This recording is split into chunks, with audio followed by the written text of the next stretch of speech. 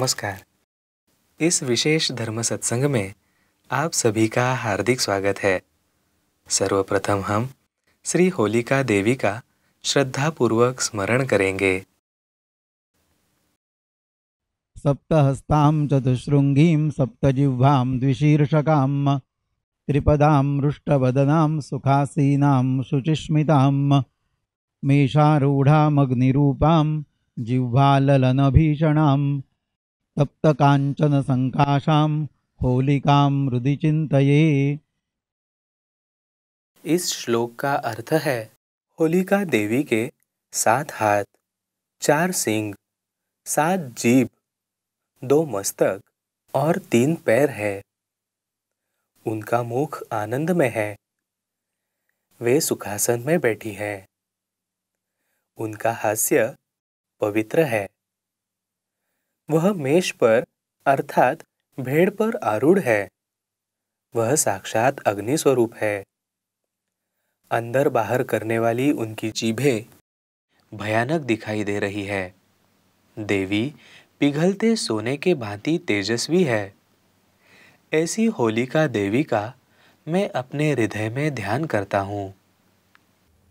होली अथवा होलिका दहन अर्थात अग्नि देवता की पूजा कर उसके माध्यम से तेज तत्व ग्रहण कर अग्नि देवता के प्रति कृतज्ञता व्यक्त करने का दिन।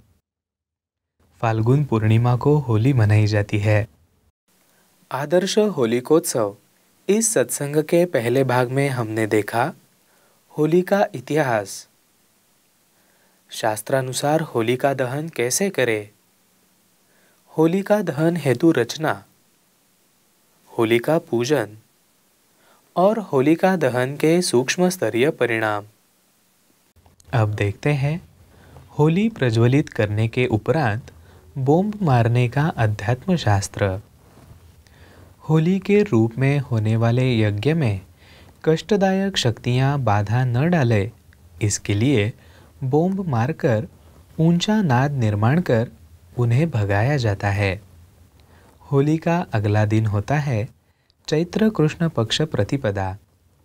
इस दिन को धूलिवंदन, धुलेंडी अथवा मराठी में धुलवड़ कहते हैं। अब समझ लेते हैं धूलिवंदन की विधि। होलिका दहन के अगले दिन सूर्योदय के समय होलिका दहन स्थल पर जाएं।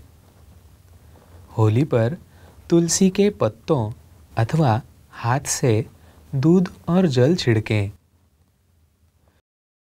होली की विभूति स्वरूप देवी को नमस्कार कर यह प्रार्थना करें।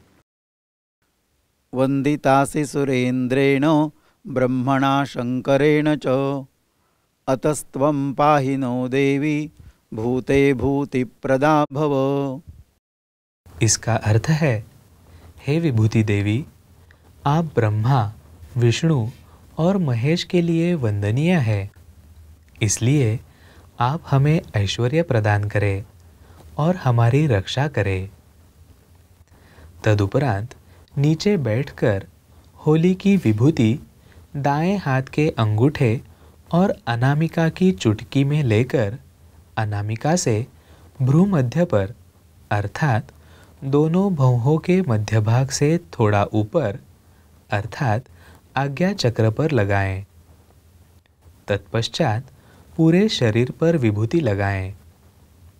तदुपरांत स्नान करें। धूलिवंदन के दिन कुछ लोग रंग खेलते हैं अर्थात एक दूसरे पर रंग उड़ाते हैं, परंतु यह एक रूढ़ी है। धर्मशास्त्र के अनुसार चैत्र कृष्ण पक्ष पंचमी के दिन रंग खेलें।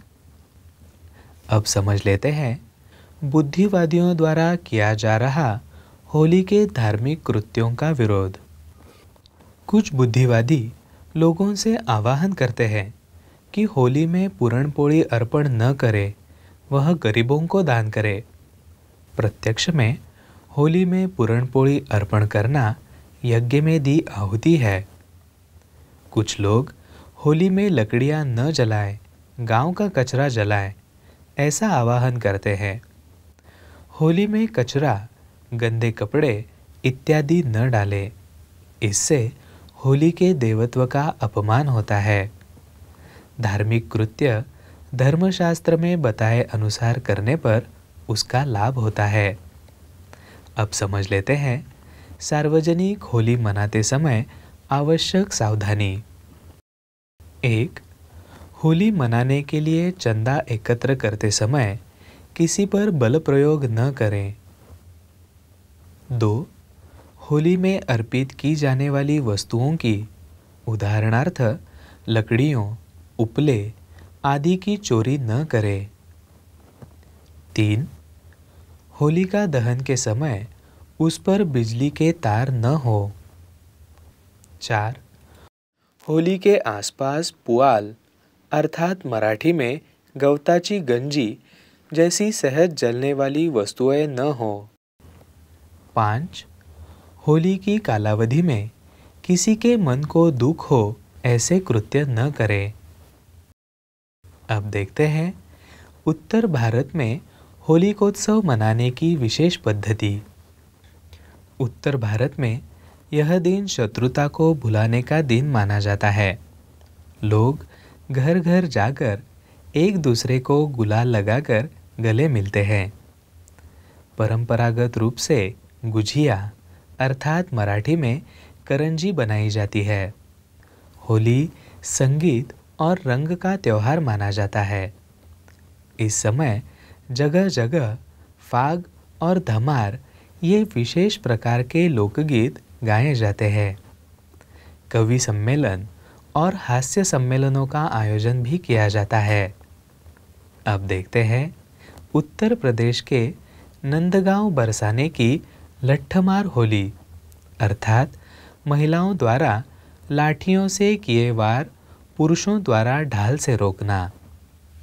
फाल्गुन शुक्ल पक्ष नवमी को बरसाना के निकट पर्वत पर स्थित श्री राधा कृष्ण जी के मंदिर से होली के उत्सव का आरंभ होता है। मंदिर में गायन, वादन और नृत्य का कार्यक्रम होता है।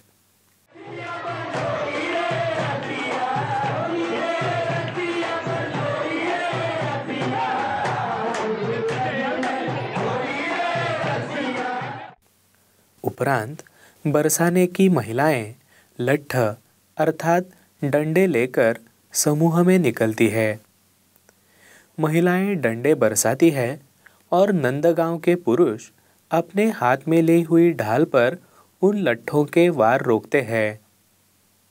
यह है लट्ठमार होली।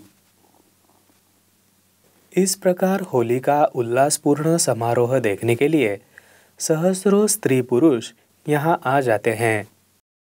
अब देखते हैं गोवा में होली के उपलक्ष्य में मनाया जाने वाला शिग्मोत्सव। गोवा में होली को शिग्मा के नाम से जाना जाता है। इस समय यहाँ बड़ी मात्रा में भव्य जुलूस अथवा सार्वजनिक झांकियाँ निकाली जाती हैं। पारंपरिक वेश में लोग वाद्य बजाते हैं।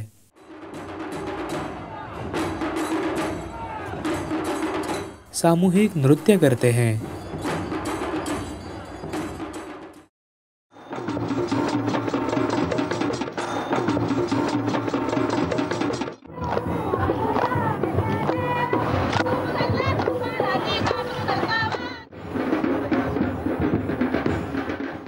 इन झांकियों में पौराणिक कथाओं पर आधारित चित्ररथ बनाए जाते हैं।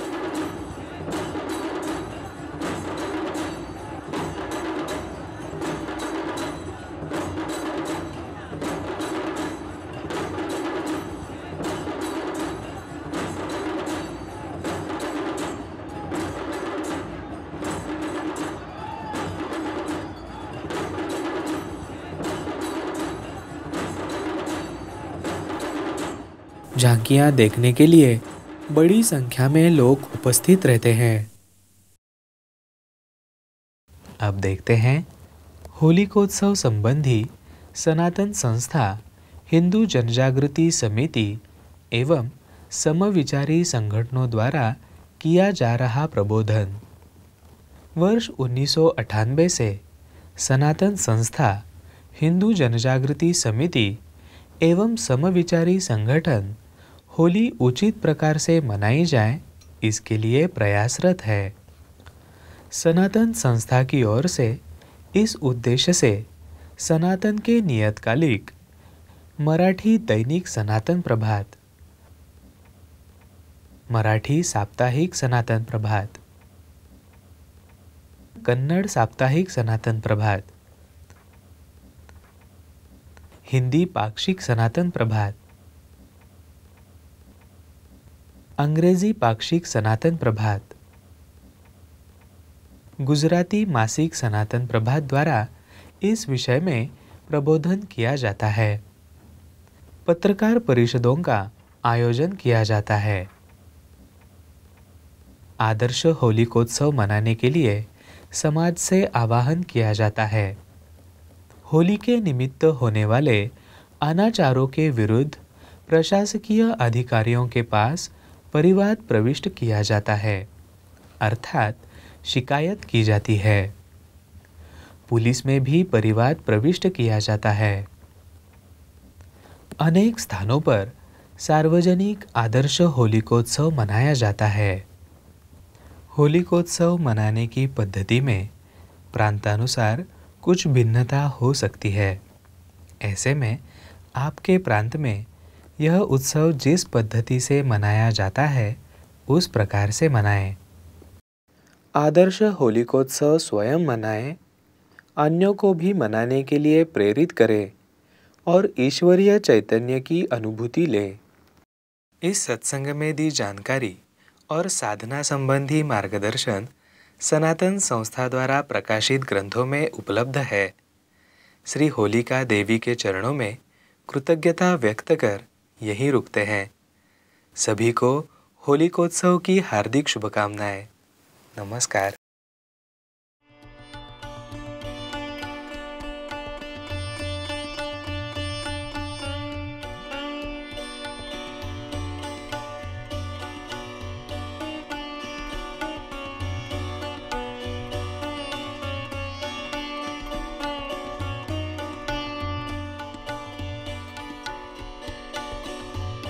Thank you.